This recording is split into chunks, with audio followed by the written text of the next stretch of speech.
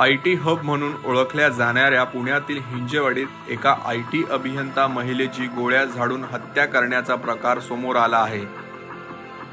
प्रेम संबंधातून हा प्रकार घडल्याची प्राथमिक माहिती पोलिसांनी दिली।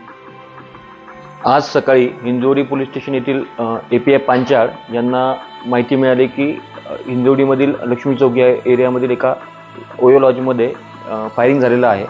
त्या अनुषंगाने API पांचाळ हे सदर ठिकाणी गेले। त्या ठिकाणी ट्विन्स हाऊस नावाचं एक ओयो लॉज होतं, त्यातील रूम नंबर 306 यामध्ये माहिती घेतली असता एका महिलेचा मृतदेह आपल्याला आढळून आलेला आहे। त्या ठिकाणचं रजिस्टर व CCTV फुटेज चेक केला असता सदर जी रूम आहे तिचं रजिस्ट्रेशन हे वंदना द्विवेदी जी मयत महिला आहे ती व एक ऋषभ निगम नावाचा एक व्यक्ती आहे, या दोघांचं नावाचं रजिस्ट्रेशन त्या ठिकाणी आढळून आलं। CCTV चेक केला असता ऋषभ निगम त्या ठिकाणाहून काल रात्री 9:30 ते 10च्या दरम्यान बाहेर पडताना दिसत आहे।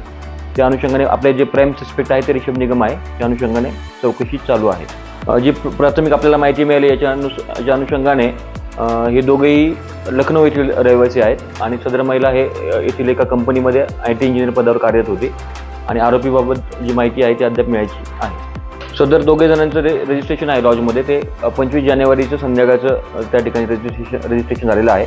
25 जानेवारी संध्याकाळीला ते दोघेही त्या लॉजवर राहण्यासाठी आलेले होते। सदर आरोपी पुण्यामध्ये तरी नाही आहे, त्या अनुषंगाने आपण तपास पथकं रवाना केलेले आहेत। लवकरच आरोपी आपल्या ताब्यात येईल। मात्र रात्रीत त्यांच्यात नेमकं कशावरून वाद झाले, त्यातून कशी हत्या घडली, बंदूक कुठून आणली याबाबतचा उलगडा आता पोलीस तपासत आहे।